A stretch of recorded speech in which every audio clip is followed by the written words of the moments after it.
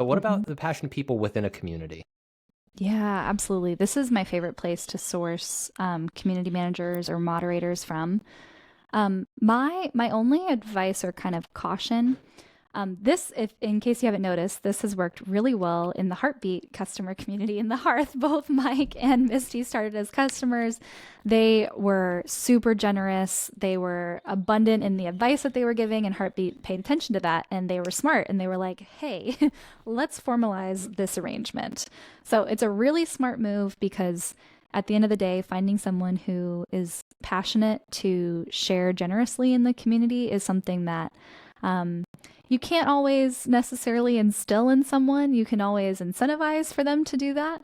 And employment is a big incentive. But when that's already naturally occurring, moving with that is great.